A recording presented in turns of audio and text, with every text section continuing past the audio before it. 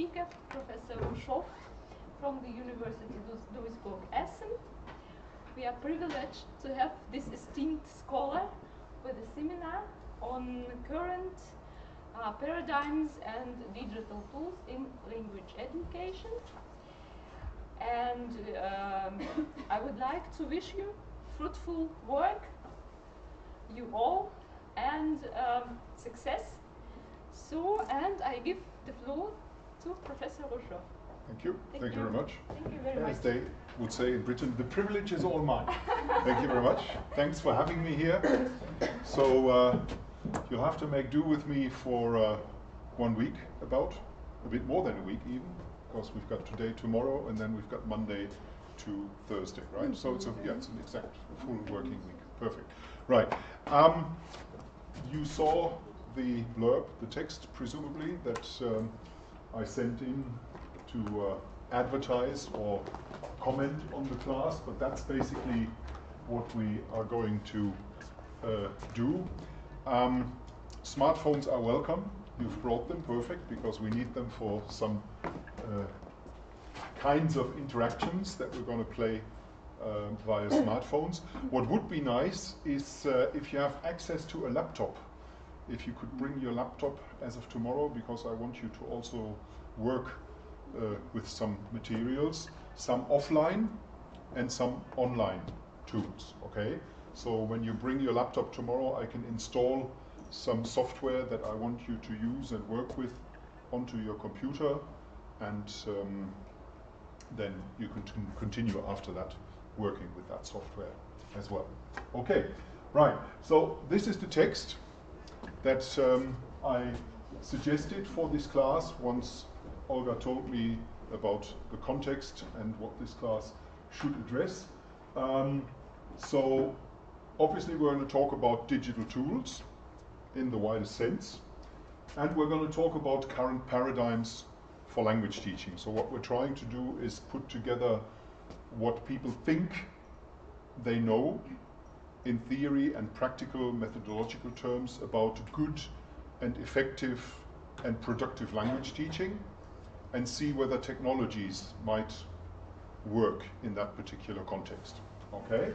And the second issue will be that the Council of Europe has recently revised the Common European Framework of Reference for Languages, which has been around for quite some time.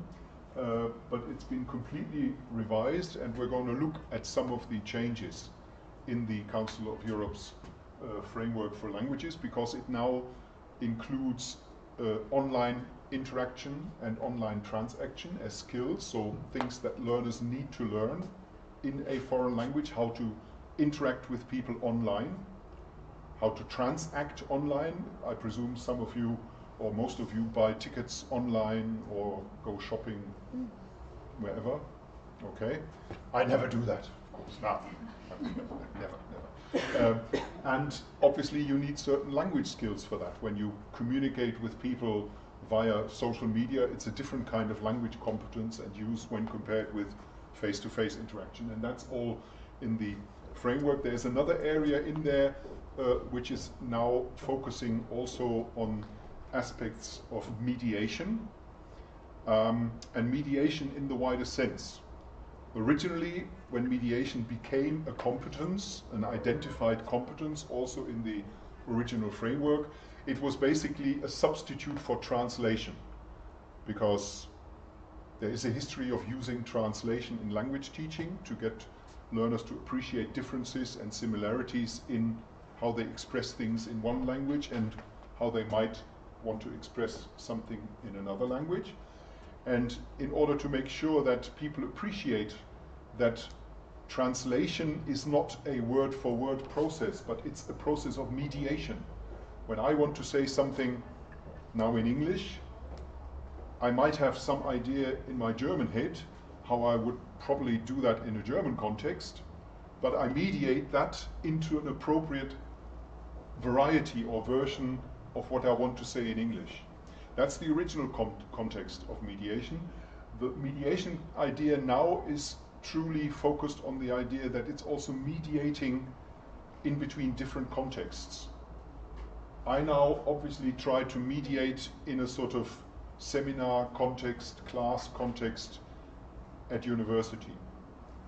When I send people an email, I have to mediate into the format of email communication, and that's all in there. And the third very important aspect, and this is a challenge to us language teachers, the third important aspect in the Common European Framework revised is there is no longer the idea of a native speaker. So this idea that, I mean, when I learned languages, I was still trained in a language lab where you were supposed to imitate a native speaker as correctly as possible. The framework now talks about the idea that native speaker, who's a native speaker?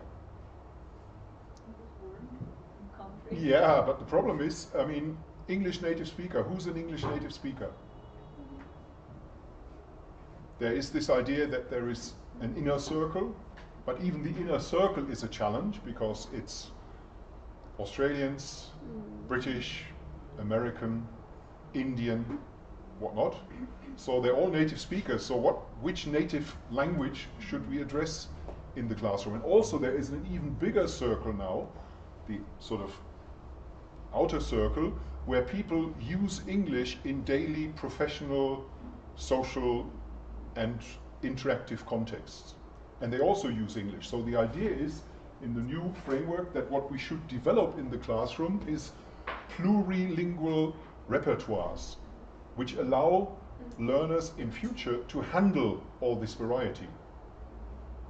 Personal experience, when I learned English, I learned standard British English.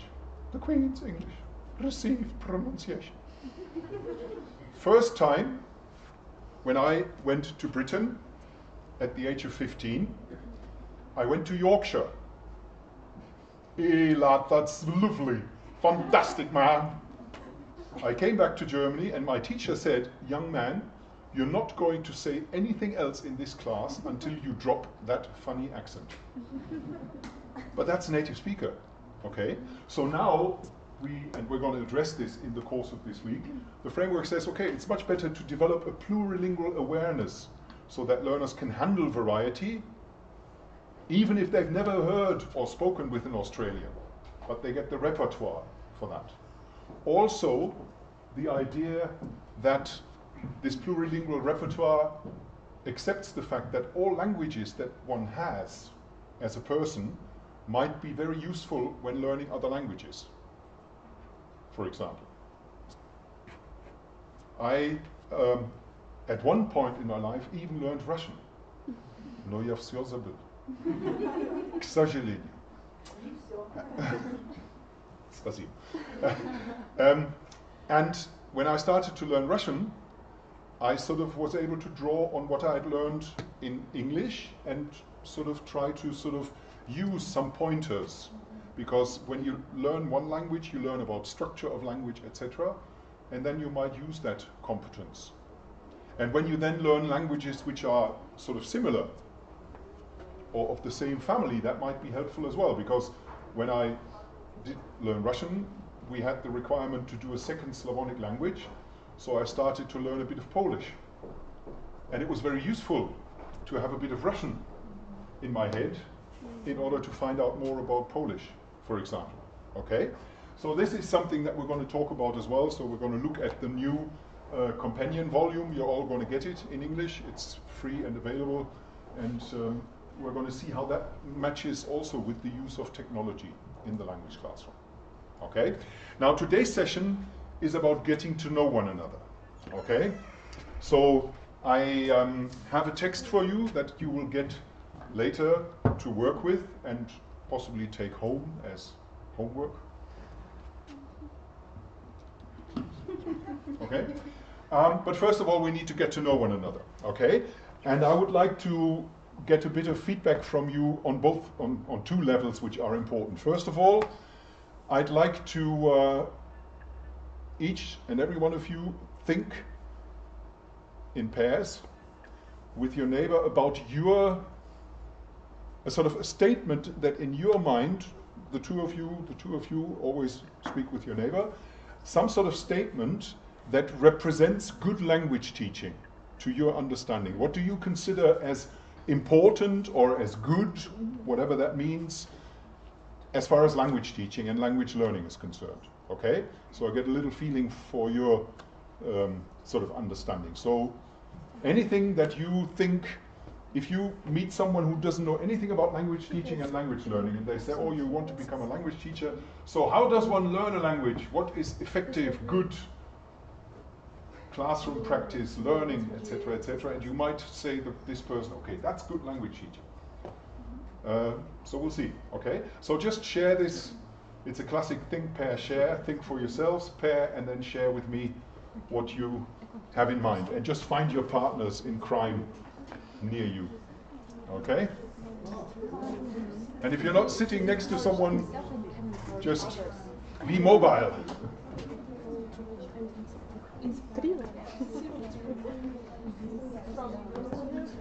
In a good mood. And I think it's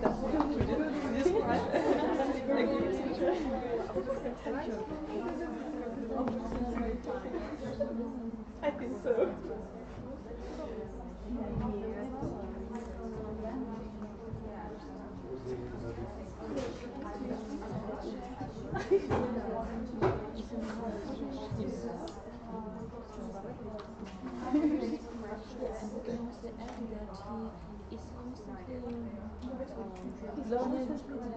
Learning something in the mood.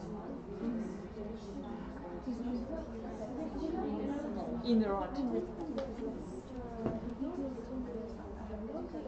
He's never relaxed, so in this test is always full of ideas and how to improve.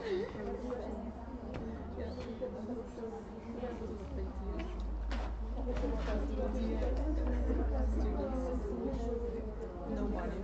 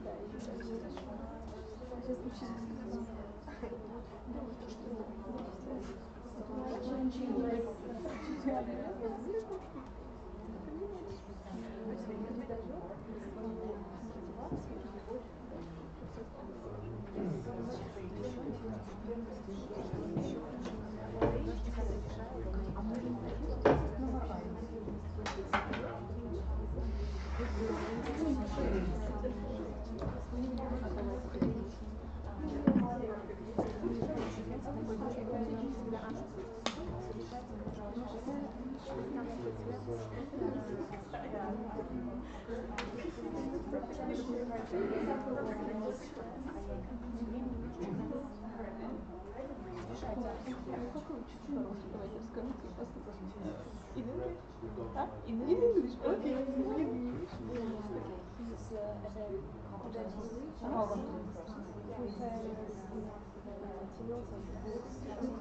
He's encouraged himself, and he's always ready to inspire others. He's capable of inspiring us with poetry, and he's never stopped in a lot, so he's on the move, he's developing himself every time. His head is always full of ideas, he's creating something new. When the teacher is always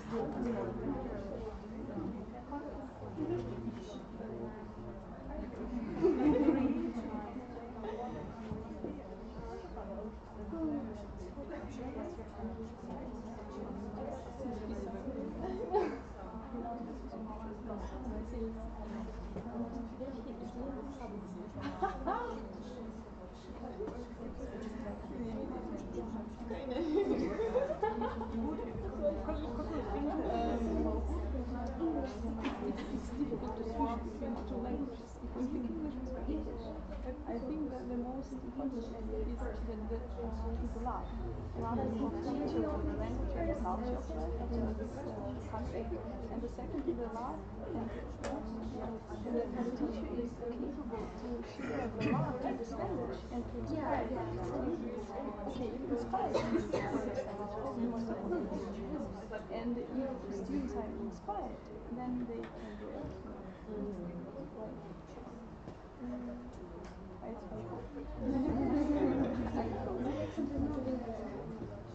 The biggest problem. The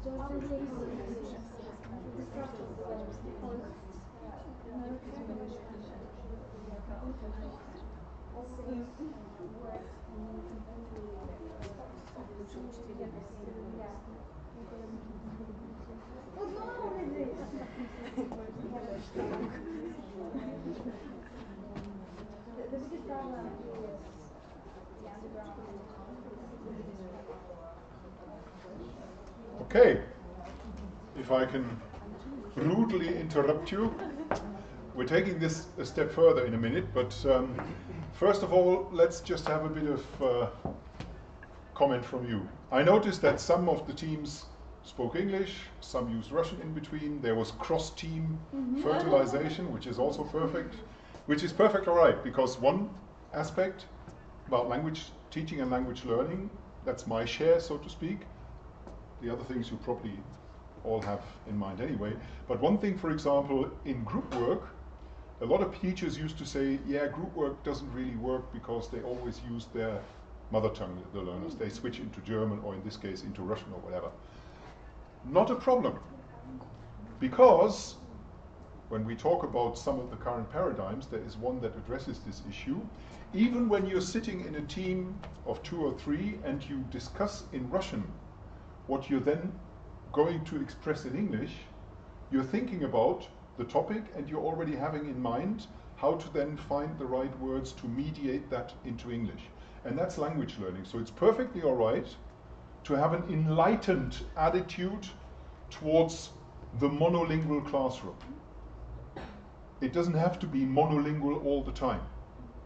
It sometimes also needs the language or the languages of the learners in particular contexts. That's just one aspect.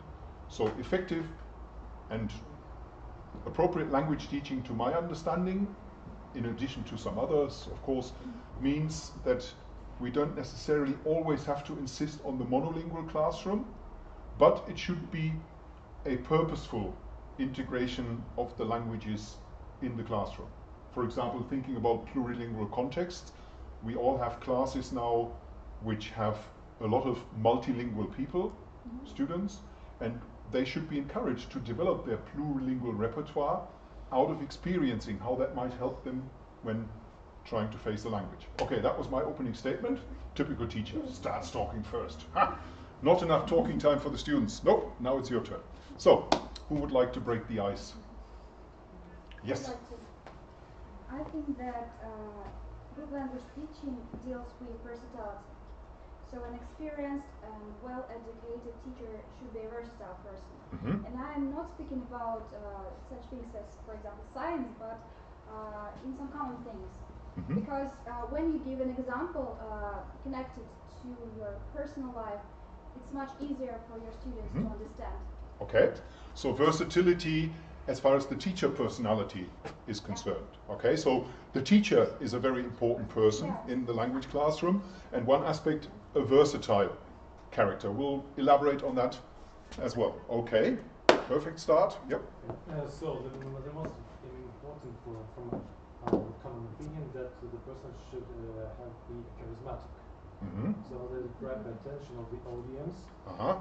And also it's just a very important skill just to catch the attention of the people, just to give what they want. And then with this, he or she can motivate people just to be more precise and more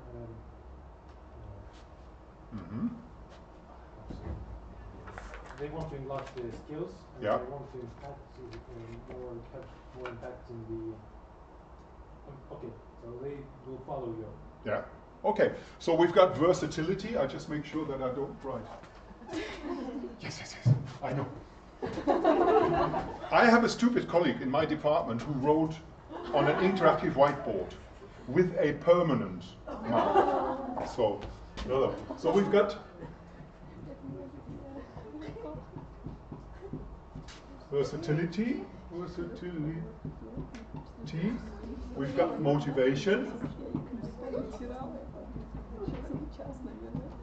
We'll elaborate on these terms later on because they have a multifaceted kind of character. Okay, versatility. Okay. To motivation in general, I like to say that this person should be an inspirational one. If the teacher is enthusiastic, he has a possibility to motivate his or her students. So this person should refer to a supportive one. Okay, yeah.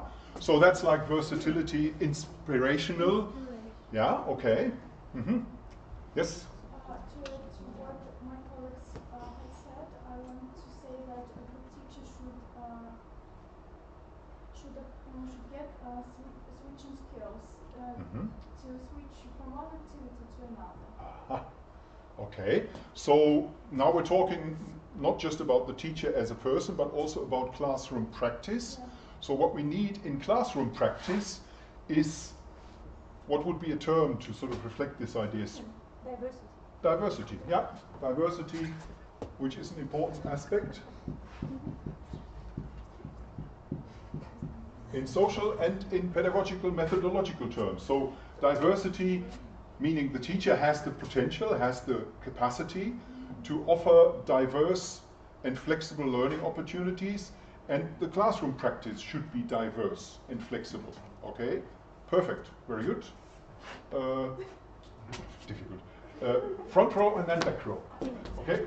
Okay, so while discussing, we came to the conclusion that we all have different images of a perfect teacher in our heads. Yeah. And for example, some of us like more strict teachers, some of us like less strict teachers. And personally, I think that very important qualities teachers should have is being a good manager, so to rule everybody in the classroom, and second, to be a good psychologist, to feel people. Okay.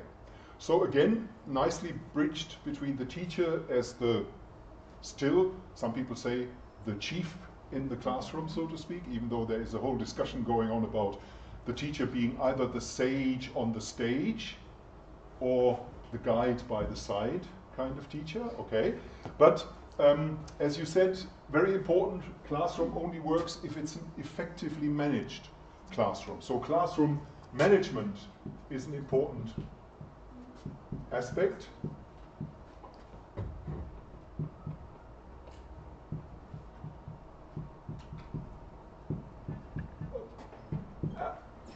And now we go to the background.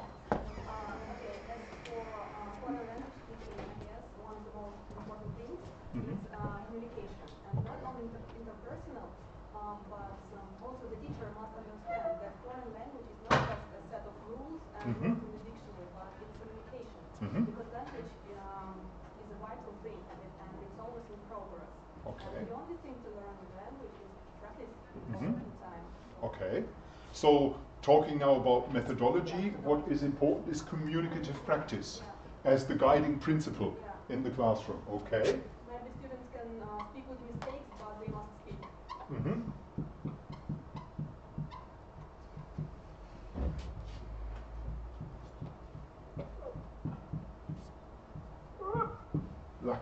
Okay.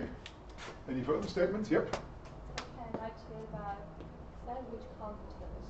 So it's just I'm speaking from my personal experience, and for me it's really, really important that the teacher has really developed language competence. And in this case, I personally respect my teacher, and it motivates me to develop my skills.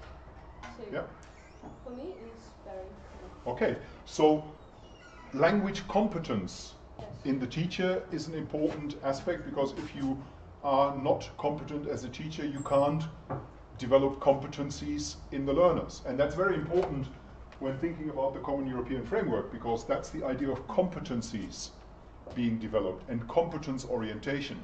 And if the teacher is not competent, how can he or she teach towards competence orientation and development? So competencies, I just put competence in the widest sense because that's a very important aspect. Yeah. Okay. Anything else? Yep. I think that self-awareness is very important. Mm-hmm. Because the teacher should constantly analyze himself or herself, Mm-hmm. and as soon as he or she finds a problem in his knowledge or the way how they lead the lesson, Mm-hmm. this problem should be solved. Okay. So Yeah. never give up learning. Okay. So you are talking about a sort of problem orientation in mind, or Oh yeah, maybe. yeah, sort of And of course problem shooting skills. troubleshooting. Problem shooting or troubleshooting skills. Okay, yeah, troubleshooting, yeah, in the positive sense. Yeah. So don't give up, okay? Don't be a quitter, which is important, okay? So,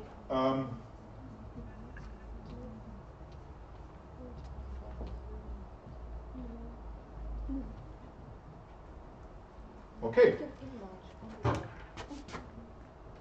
Any other? Speaking about the competence, we have already mentioned don't give up. So I think that constant self-improvement helps us Mhm. to engage people, to use Okay. some useful tools, how to provide people with all necessary things. Okay.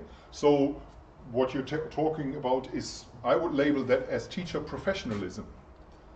Professionalism means that you don't accept or live by the idea, okay, I've done my training, now I'm a trained teacher, and now I teach. Okay? But professionalism means professional development, professional growth. Okay? And that's a very important. Am I allowed to just move? No? We'll try to get this sorted in a minute in a different way, but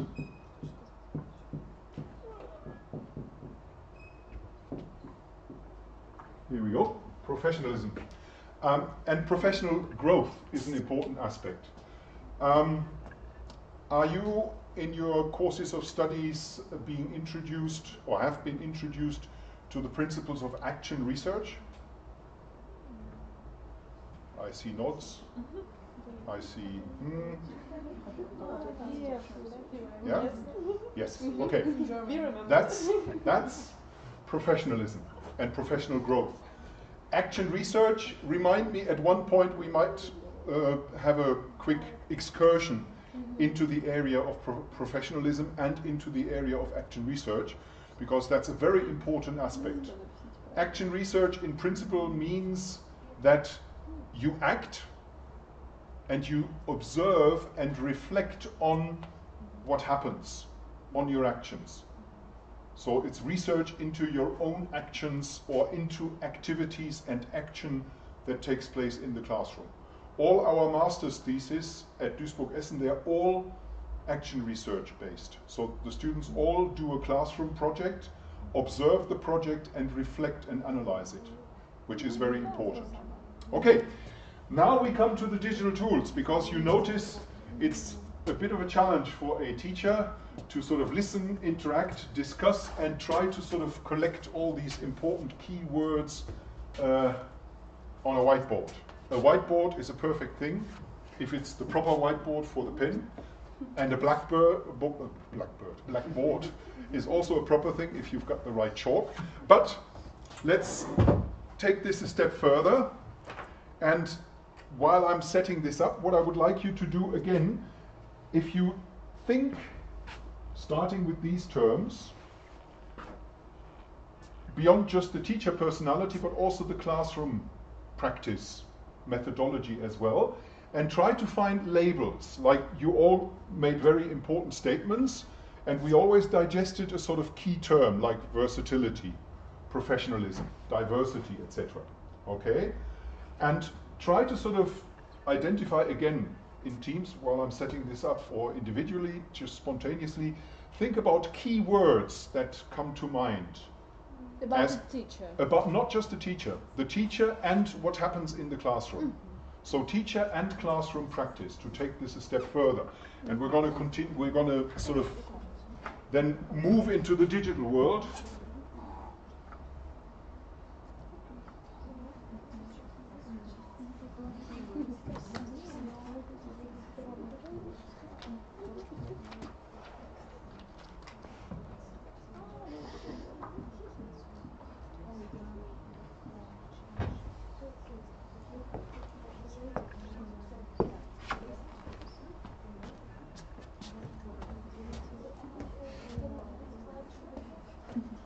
Stay within range of the camera.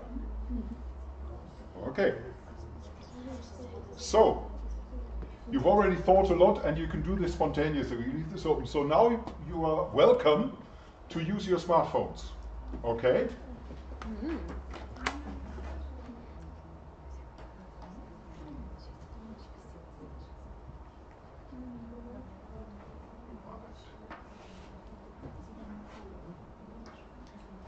What you do is you go to a web page which is simply called www.menti.com. Okay? As it says up there, www.menti.com, and then you use the code which you see up there to log in. And all you have to do then is you type in as often as you want to, always in chunks of 3, always 3 terms or 1 or 2, okay? First of all, please put these in there as well. If you think these are important, do use these terms as well. And any additional terms that come to mind that are important and indicative of classroom practice, teaching, learning, the teacher, the learners, etc. Okay? So just and buzzwords, not sentences, just words like versatility, diversity, task-oriented, or whatever you consider important. Okay? Okay?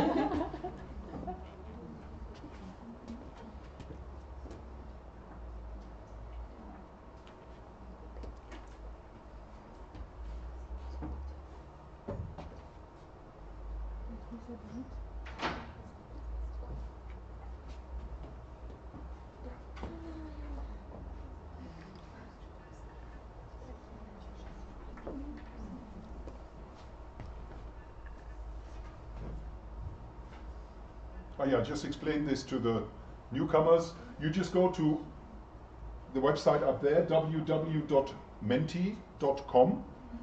And what we've done so far, we've been thinking about sort of in general, good and effective classroom practice, good teaching, good teachers, etc. So any buzzword, any label that comes to your mind, just type it. You can do chunks up to 3, or you can 1, 2, or whatever, and you can do this more than once, okay? So keep going as long as you can think of terms.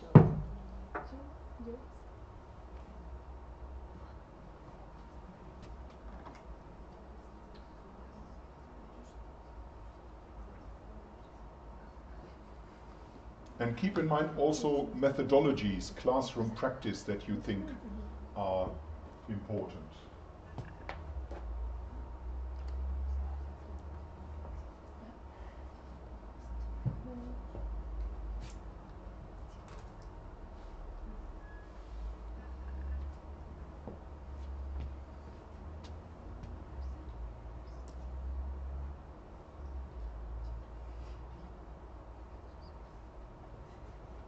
Don't worry, you get this. You don't have to. That's the beauty of technology. Yes. This you have to photograph. This you will get. Keep going.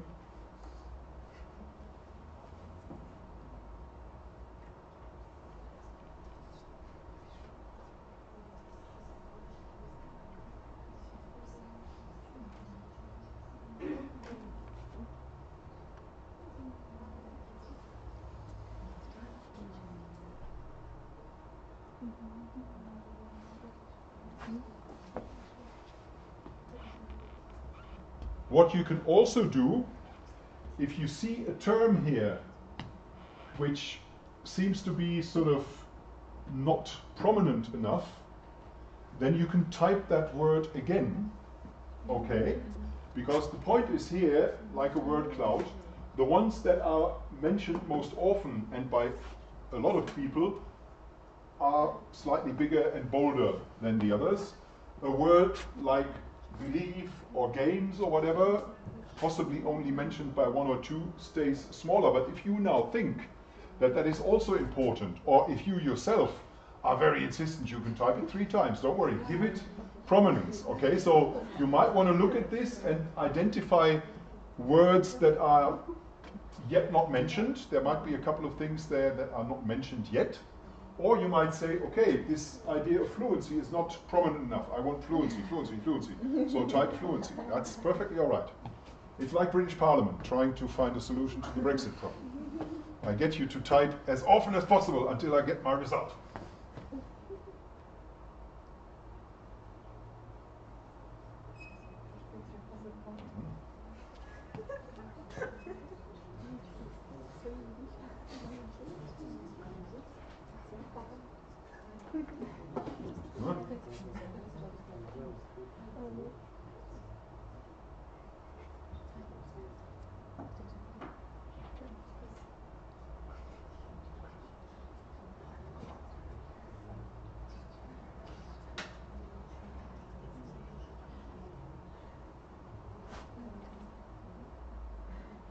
Okay.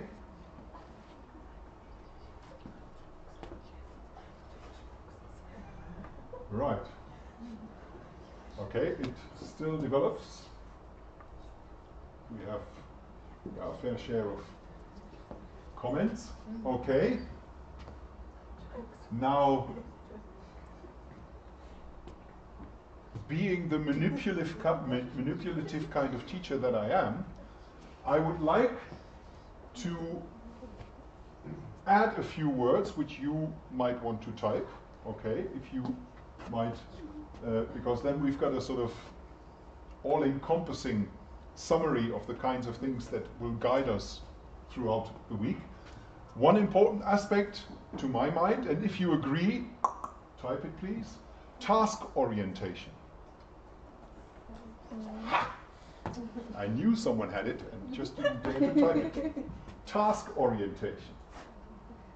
So if you think that's important, and don't just think it because I think it. Okay. Okay. Another big word is, which I haven't seen there yet, I have to be careful, but no, authenticity. Authenticity.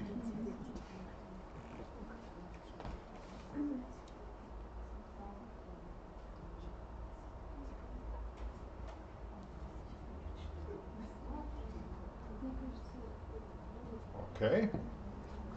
A lot of people agree with that. Thank you. As I said, there will be homework. The text written by yours truly on authenticity. Thank you. So, fits. Okay. Another important one is action orientation. Long word, yeah. Action orientation.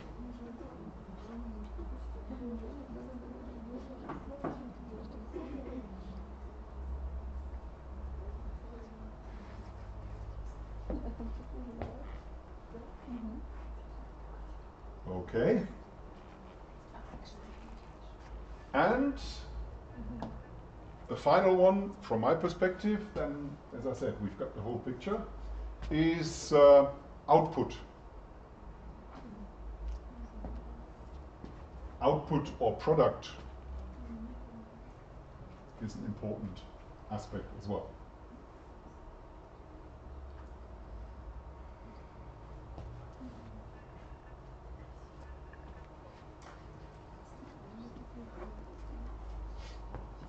Okay. Right. I think we can all go home now. We've covered the grounds. Okay? Now, 2 points here. First of all, what we've compiled here is our wisdom of the crowd, our combined wisdom as to language teaching, language learning, the teachers, things that we know, appreciate, consider important as far as teaching is concerned. Secondly, we've been diverse. And that's a key message when we talk about current paradigms of teaching and digital tools.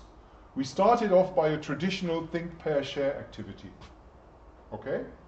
And a sort of interaction, discussing teacher, learners, etc., etc. We then used a traditional tool, a whiteboard. Okay? Which is okay, but gets sometimes a bit challenging.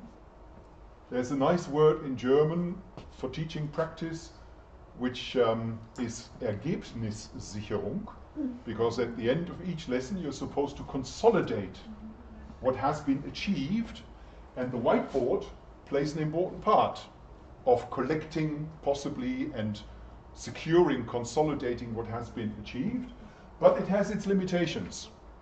So why not, for the sake of diversity, versatility, and effectiveness, sometimes make an alternative use of a digital tool. This is exactly what you do in a classroom traditionally, learners or teachers using the blackboard, a flip chart or whatever, and developing something.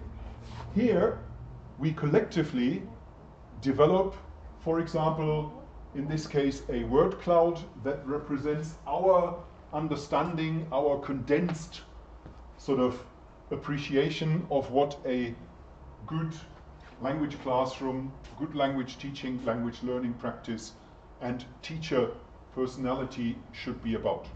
Okay? In terms of consolidation, Ergebnissicherung, I saw you taking a picture, not necessary, I can send this to you by email. Okay?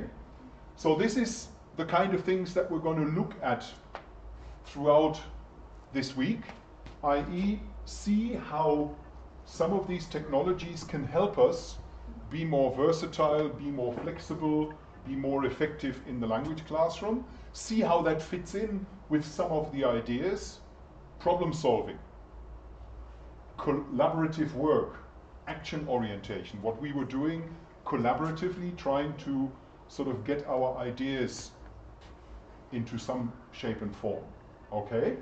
And it was contributory. You were contributing, I was contributing and manipulating, okay? And we then collectively came up with this particular result.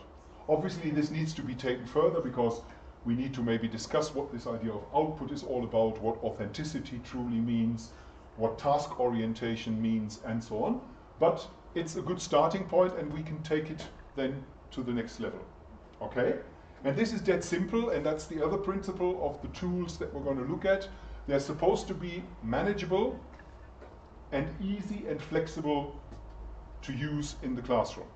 As you noticed, all we needed was me as a teacher logging onto Mentimeter as a tool, you as learners just using your smart devices, logging onto the site, using the code for this particular activity, and take it from there.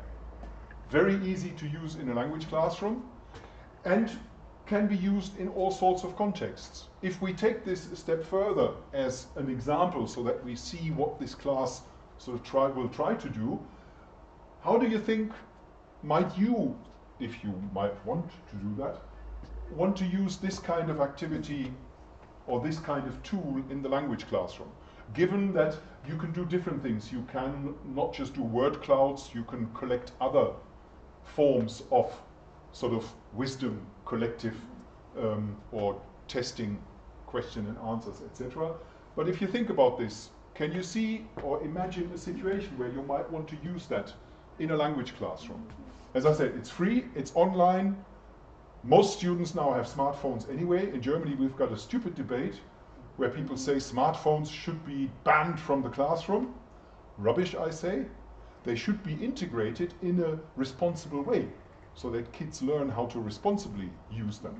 And obviously, I mean, you are responsible people. If this were a, whatever, primary school or secondary school class, I would immediately say, put all your smartphones away so that you're not tempted, okay? But at another point, I would say, okay, now get your smartphones out, let's do something with them, okay?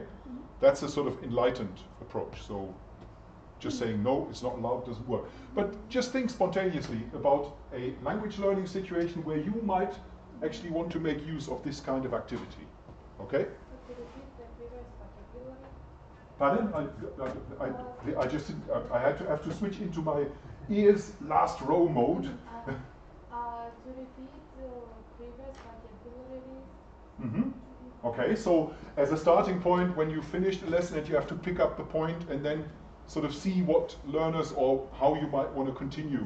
Okay, good point. Yeah. You can get ready for education. So again, revise some vocabulary. Okay. It's a kind of warming up activity. Okay. So if you want to describe a person, who is he or she? Yeah. Okay, so a mind map. yeah. Okay, so one point, there are 2 points actually here. One is the idea, okay, now you've done something and you want to consolidate, in this case, based on a dictation.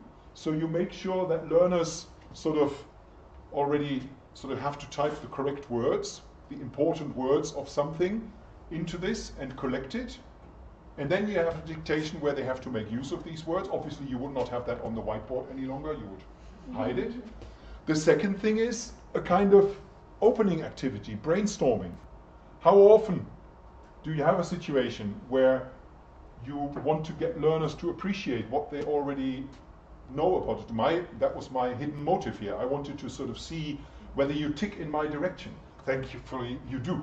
Okay, if you would all type things like instruction, drill, grammar, exercises, I would have said, okay, now I have a challenge. What can I do? Okay, luckily that didn't happen. Okay, so you can get learners to brainstorm a topic, an issue as an opener, see what they already know or what they associate with the topic, and then get on with it. Preparation for a text as well. The text is about a particular topic, see what learners know, get them actively involved, and then say, okay, here's the text. Let's work with the text. Any other context where you might want to work with this? So you can activate the wording, okay, vocabulary, yeah. And also you can motivate them just to use it because sometimes someone is maybe shy or something. So they talk incognito. You can do it. So it means that everyone wants to be involved in this. Yeah, that's a very important point, and that's where technology, particularly these kinds of technologies, come in. The point that, I mean, not everyone spoke as a first reaction to the initial thinking and pairing idea, which is perfectly all right because you were teams and there's one in the team or two who sort of are more forward-coming than others. But in a classroom, how often do you have learners who help me, teacher, no, don't ask a question, please, no, not me, not me. Okay, this kind of situation. And this is something that you can sort of use in a way to build confidence because, first of all, learners appreciate that whatever they come up with seems to matter because I, as the teacher, might then pick up one of these points and say, well, that was a perfect point. That's very important. And possibly then say, okay, who, for example, put that in there? Let's talk about it and gradually develop confidence in that and also the competence to speak openly. And of course, this whole idea of learners appreciating that they have an impact. You mentioned the versatility, the motivation. When learners notice that things that they already have in mind is considered in the teaching process, they might be more motivated to then deal with the text, for example. And vocabulary building, also an important aspect, a nice alternative to the traditional vocabulary test. Okay? Any other context? Yeah? For example, there is a lingual cultural study class, and the topic is something general like grade 3. And this is how students can share their knowledge at first, then they feel pleased when they see the result on the screen because, wow, we know so much, that's amazing.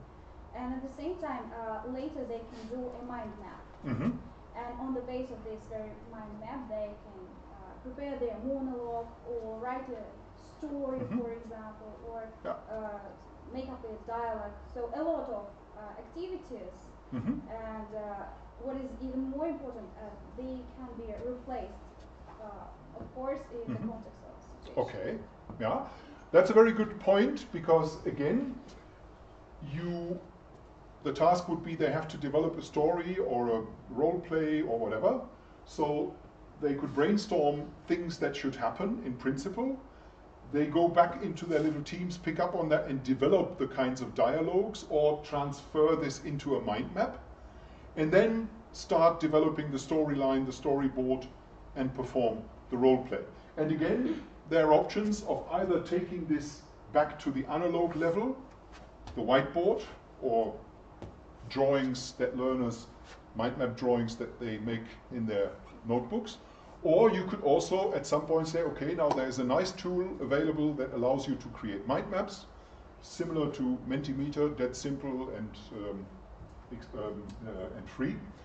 Or there are tools that we're going to look at, Storybird, for example, where you can develop a story using this and then actually create the story.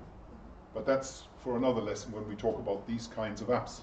But Storybird is in line with what you said, where learners can create their little scene or their dialogue and don't have to perform in public. They can create it and then show it, so they don't have to stand up in front of the class, and some people might not want that.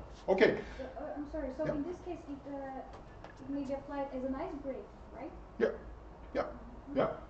And that's very important as well, ice-breaking, making sure that learners are all coming on board, so to speak. Okay, what we've just done is more or less the spirit, hopefully, of this class and the journey that we're going to take in the next week, because this is always the point.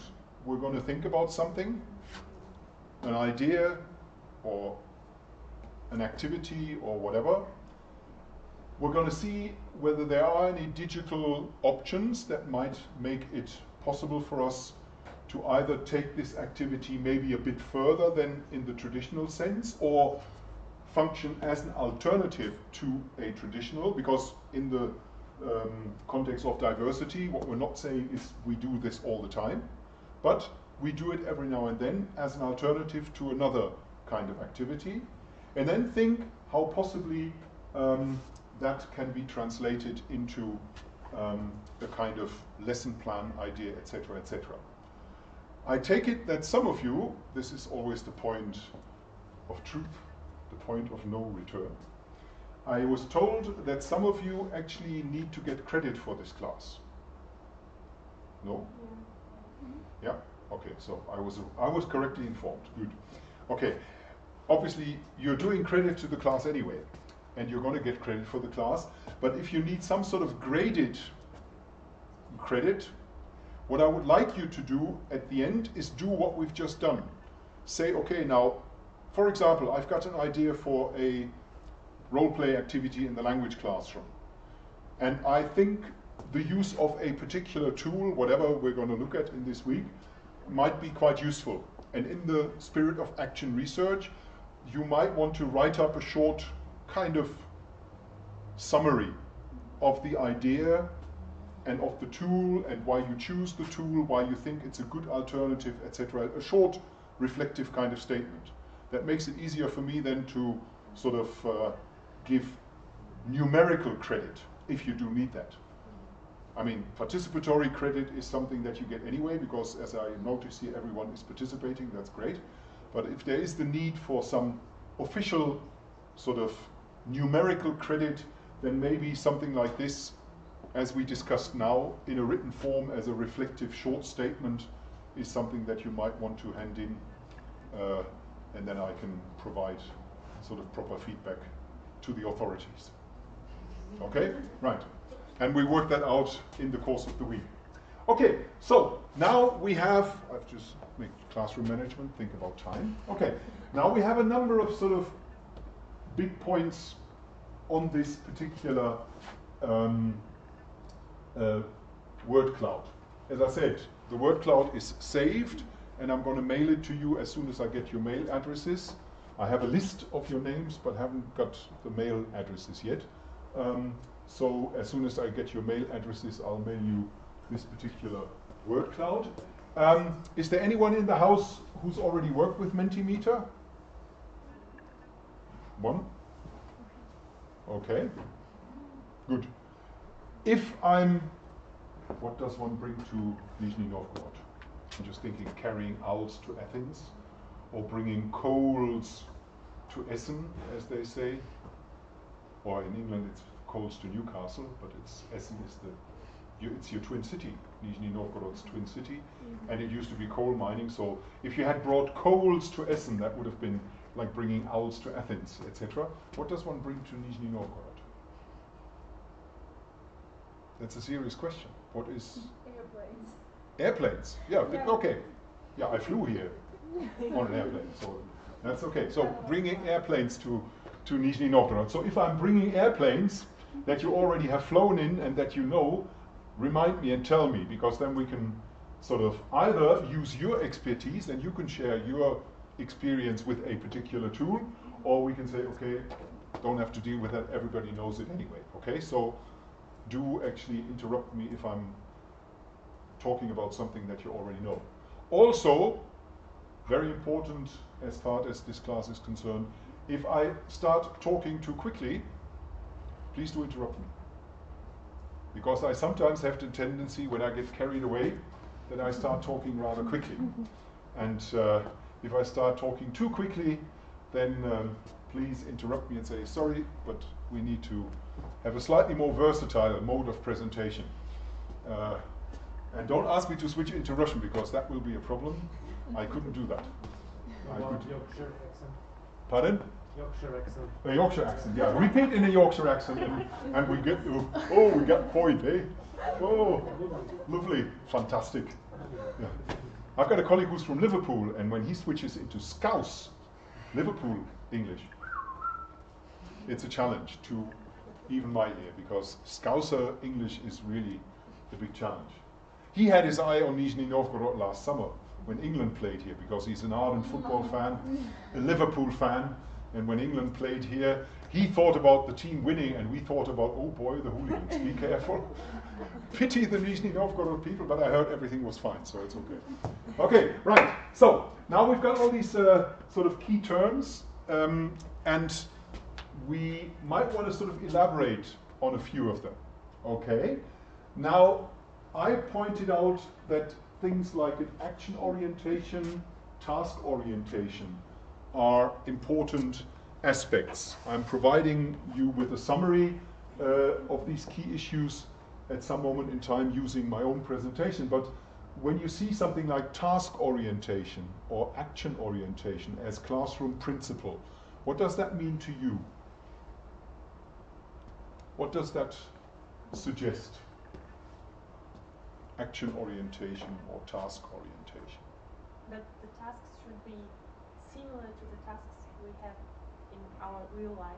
Okay, so tasks in principle should be activities that are as close to real life as possible. Okay, and that should be a sort of guiding principle. Anything else that you might associate with task orientation? You should also feel the reaction of audience, so you can feel. So how quickly they react to your, so you can feel it. Just switch to the appropriate. Okay. So there should be a sort of interactive part to tasks, which is important. So real life-like activities, but also a kind of interactive or collaborative principle. Okay, so that you get reactions. Okay, that's perfectly true, and that's the idea of task-based learning. Anything else that you might associate with task-based learning?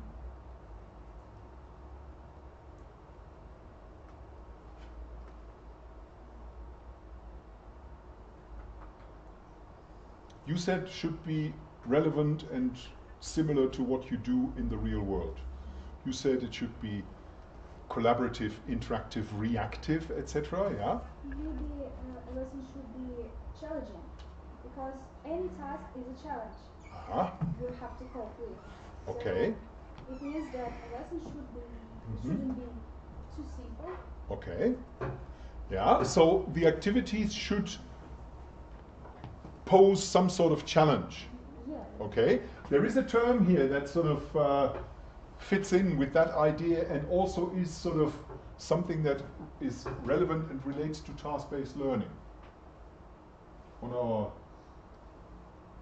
If we were creating a mind map now, we would sort of take some of these terms and connect them, for example, with task orientation. And what you just said is important, and it's a key term up here as well.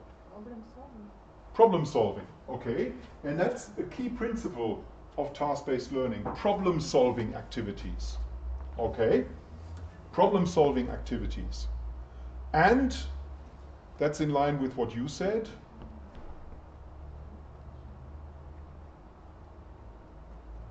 You have to solve a problem. A real life problem. A real life problem, yeah. You should get a result. You should get a result. That's important. That's actually, that's the output in there. Okay? It's always product oriented, result oriented. Okay? And that's how you see how these terms, I mean, they are floating about, but they all are connected. Task orientation means real world-like activities.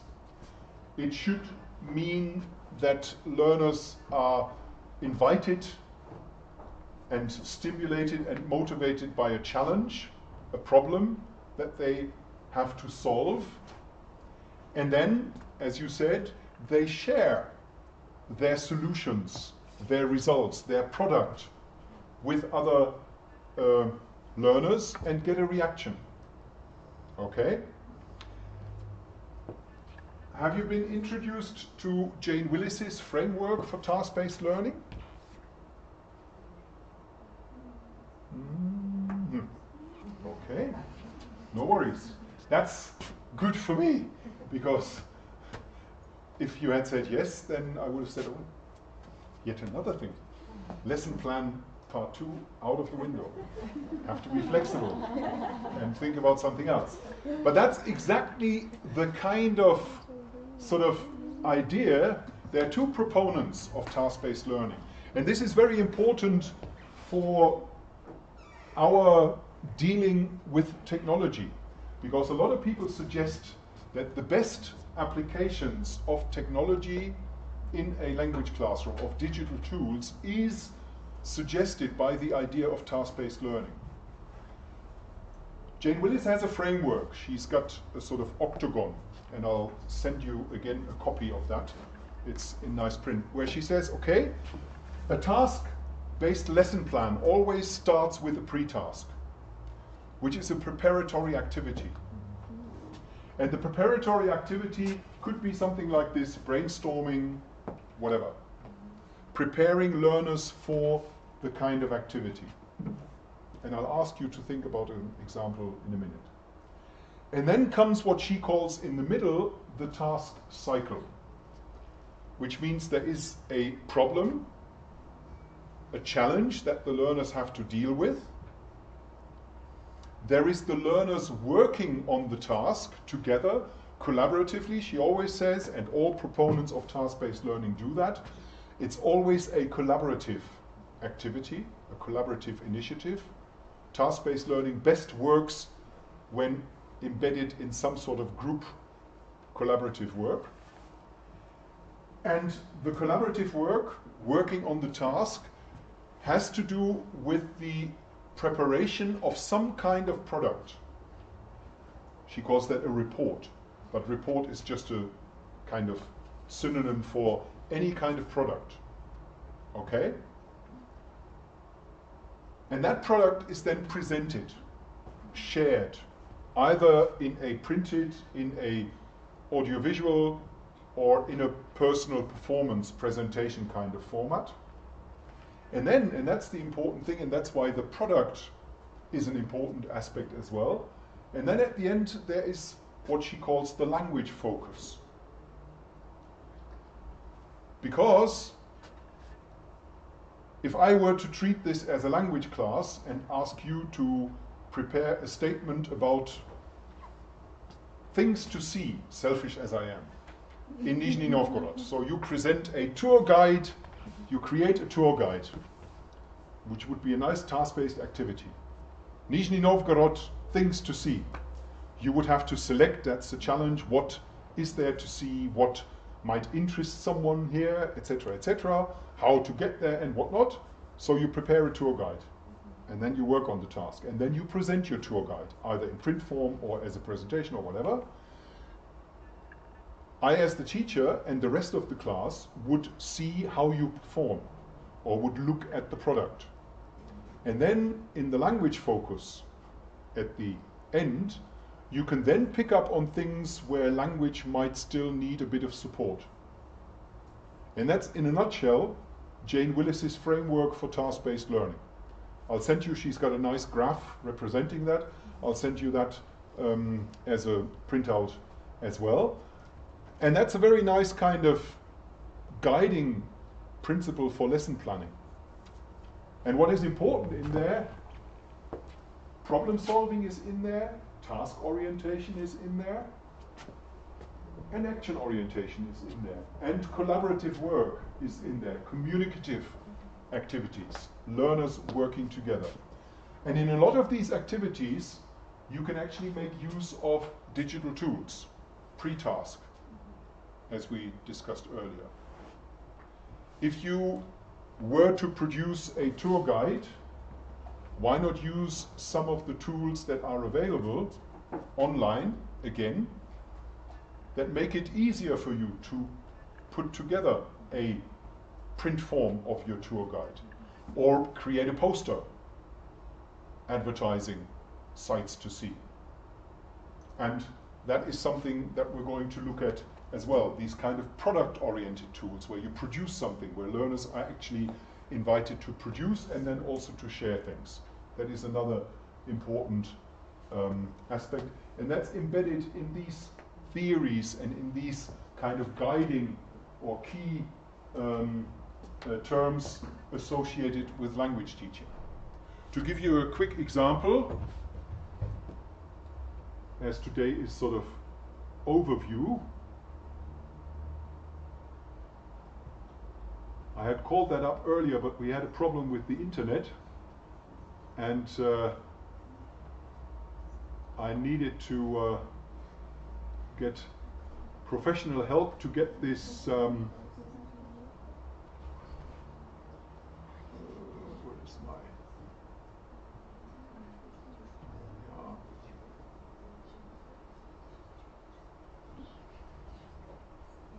okay.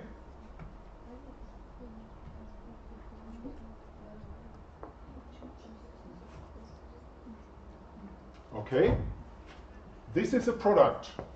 Okay, this is now a teacher's product. This is one of my colleagues who put this together for a conference. But what is important about this product is that it's something that was done with a tool that allows you to create posters. Okay, and there are several tools, and I'll introduce you to them, and will at one point also ask you to produce something with these tools. As I said, always theory and practice together. Okay. There's, for example, a tool like PictoChart, which you may or may not. PictoChart is one of these poster creation tools. Again, free and very versatile, and you can do lots of things with them. But there's one important aspect, and that shows how then again you might want to think in terms of using digital tools to sort of take things to another step. I hope that it works now. Where's my telephone? Sugar. I forgot my telephone in the office. Does anyone on his or her phone have a QR code reader?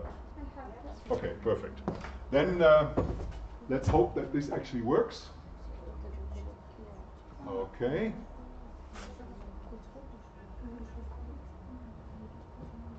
Right.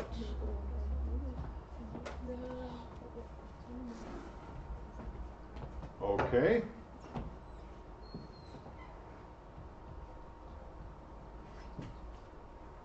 I mean, when you're in front of this poster in a print form, then of course it's a bit easier. So try to focus on that QR code. I hope that it starts. Does it? Okay. Okay? That we should come closer. That's okay, it's just by principle. You can see that there. Who's that guy talking? No, the point is, when you now think in terms of product in task-based oriented scenarios, you can enhance these products, and that's where again the digital technology comes in, and that's one of the sort of guiding principles. Should we use or should we maybe not use digital tools? Yes, if it adds something. When we looked at Mentimeter, it added more flexibility to this kind of activity. It also solved the problem of what do you do with that afterwards? Do you invite the whole class to take pictures? Or in the old days, do you as a teacher copy everything or ask the learners copy the blackboard? Used to be a typical activity in the classroom. Took a lot of time. Here the technology makes it easier for us, for me as the teacher, for you as the learners, etc., to get all that, so it adds value. And that's also a guiding principle when we start looking at technology and say, is it useful or not? Here, obviously you could simply paint a poster or whatever, but in a lot of products that you can invite learners to produce, for example, in a task-based lesson, if this were like the poster about Nizhny Novgorod, you could then use a QR code creator to create a QR code, link that with whatever external source of information learners want to access as well, and create something that is called augmented reality. So this is real, it's a poster, but it's augmented, it's improved, it's better than reality almost, because you can listen to this geezer talking. Okay? You don't have to read all the print, because that would be too much anyway, so just click there, and if you're interested, you can listen, and at any time you can stop, say, no, rubbish, forget, and then you go to the next one. Okay? As I said, this product is created by a colleague of mine who's presenting this at a conference, and she augmented the poster. So when we think about digital tools, we have here something that fits in with the idea of task-based learning, problem solving, creating something collaboratively, sharing it. You can do a nice gallery walk in the class with all these posters, or you can present them in a digital form as well. And you can even add things that you would not normally be able, without a lot of administrative and classroom management issues, you would have to do in order to get that into the classroom. Bring the cassette recorder, bring a video, etc. Put all that there, and if someone is interested, listen. And then at the end, you've got Jane Willis's language focus. You could see, nurtured. Why do these university professors always have to use these professorial words? So what does nurtured mean? Let's look at this from a language learning point of view. What does it mean? Is it something that we need to remember, etc., etc.? Okay.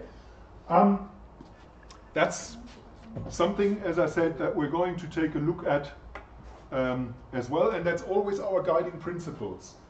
As far as our collected sort of wisdom, classroom practice, good teaching, guiding ideas when it comes to language teaching, are these somehow taken care of and addressed and maybe augmented in a way by using technology? Motivation. Will learners maybe be more active and become actively involved when they can use their smartphones in a reasonable fashion?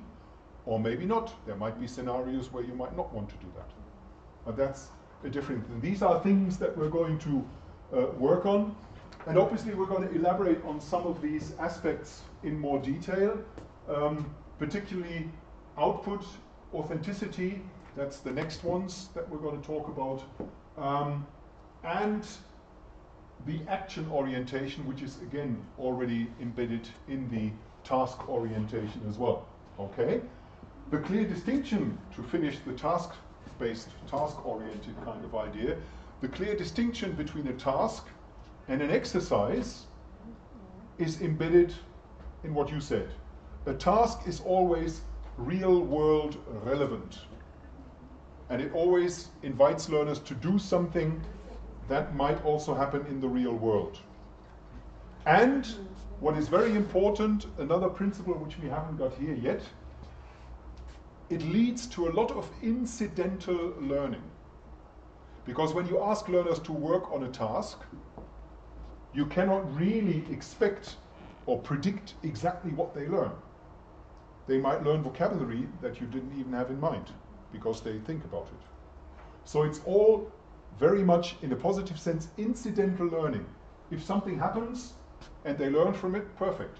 And they will, incidentally. An exercise is, you nodded immediately, what is an exercise as opposed to a task? What's the main focus of an exercise? On practice and some skills that Yeah. you have learned, Yeah. and you need to. Yeah, and that's intentional learning. You intend the learners to practice the irregular verbs. So they have to do an exercise, focusing on irregular verbs. And exercises are very often in the traditional gap filling, multiple choice, etc. kind of format. Okay, so task, the real world, and the exercise, the focus on form, focus on practice, on consolidating a particular grammatical structure or set of vocabularies, and very much intentional learning, which is important. There's a second person who also elaborately talked about task-based learning, David Noonan, and you get a reference there as well. He has this sort of idea where he talks about real-world tasks and pedagogical tasks. Real world meaning doing something that you might do in the real world. Pedagogical means doing something in the classroom, simulating and practicing. Okay? Little thinker for you. Jane Willis has 6 basic task types. Okay? She talks about brainstorming, collecting as a first activity, ordering and sorting as a second kind of activity, ranking and grading as a third kind of activity. She talks about problem solving as a fourth kind of activity, and integrating or making things relevant based on personal experience as a fifth kind of activity, and the final is then to come up with a product.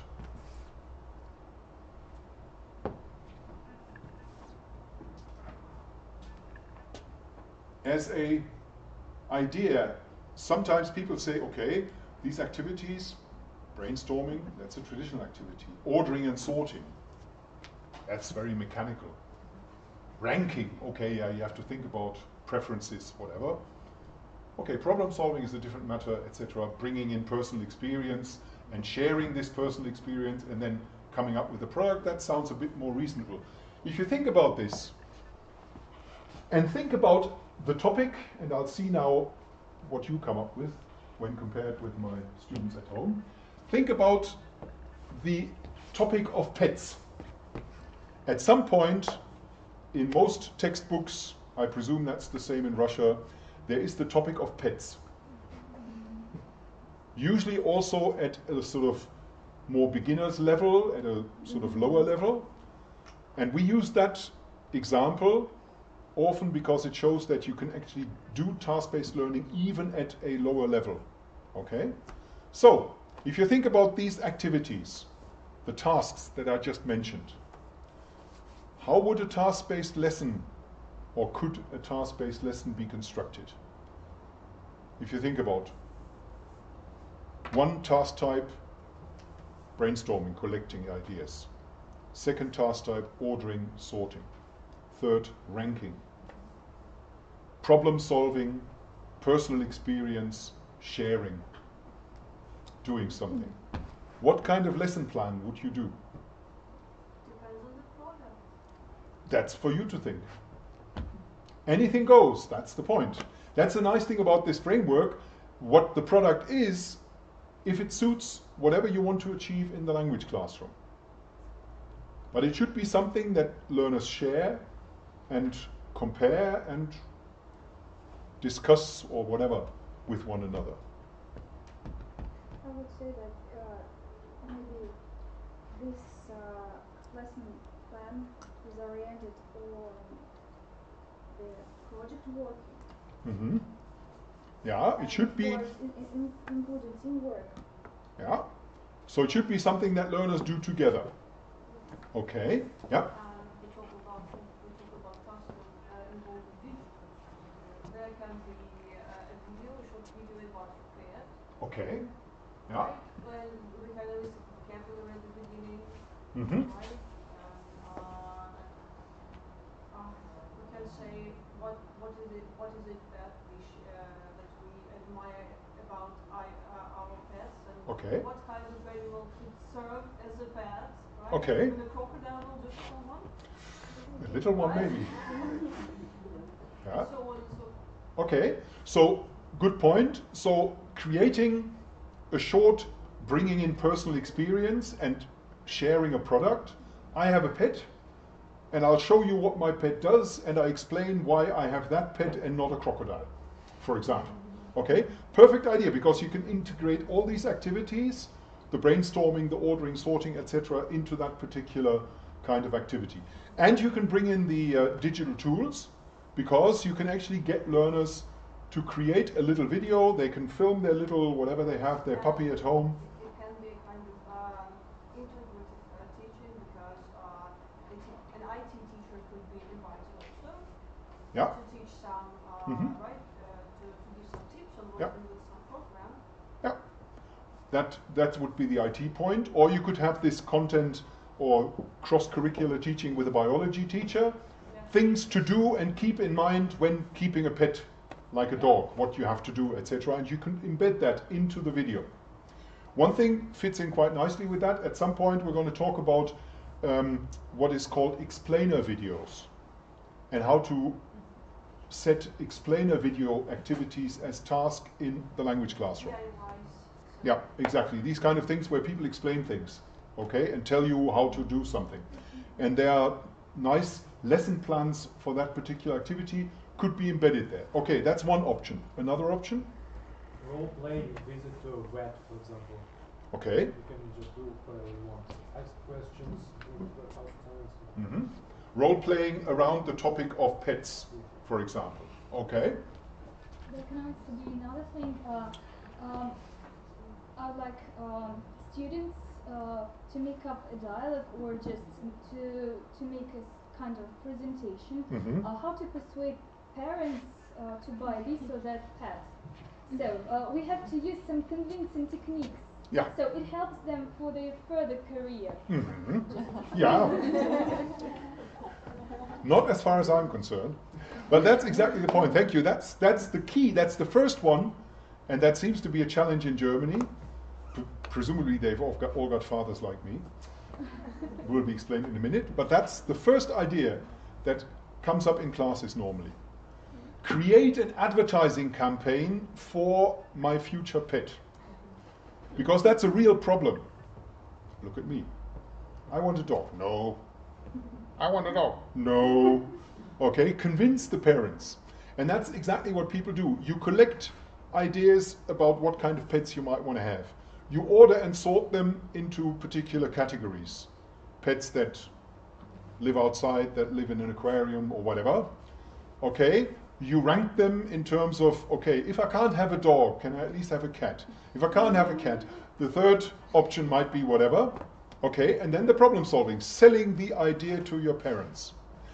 And again, you can use and be more convincing when you do that with, you had the idea of a product of a little video about the pet. You can do that with a poster. These are the key points and these are my commitments.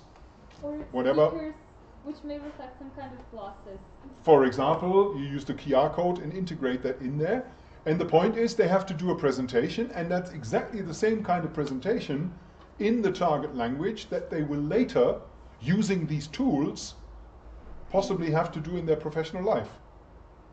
Because you mentioned the planes. If there's an engineer working in whatever factory and he has a particular idea about the design of a plane, he will have to, or she, convince the others that this is the best design. Same thing, you create a poster or whatever, a presentation, say these are the important issues, okay? And that all fits in nicely within these ideas: task orientation, output production, action orientation and authenticity, okay? And it shows quite nicely that these tasks that Jane Willis defined, at first glance, seem, at least 3 of them, rather traditional. Brainstorming. But they can be translated into something that really serve a purpose. And you can again use some of these tools in that particular context as well.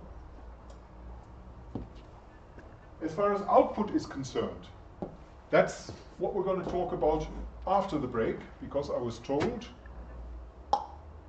at 5 o'clock I'm supposed to give you a breather.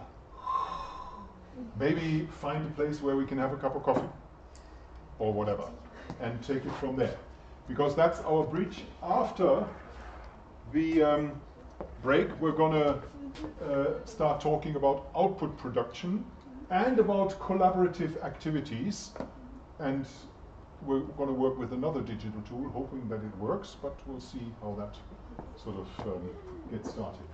Okay, you know this place better than I. Show me the way to the next coffee bar. Oh, don't ask why. Where is the next coffee bar? Is there a coffee shop here anywhere in the house, or a cafeteria or something? Yeah, so we go downstairs. Okay, I just need to pick up some money so that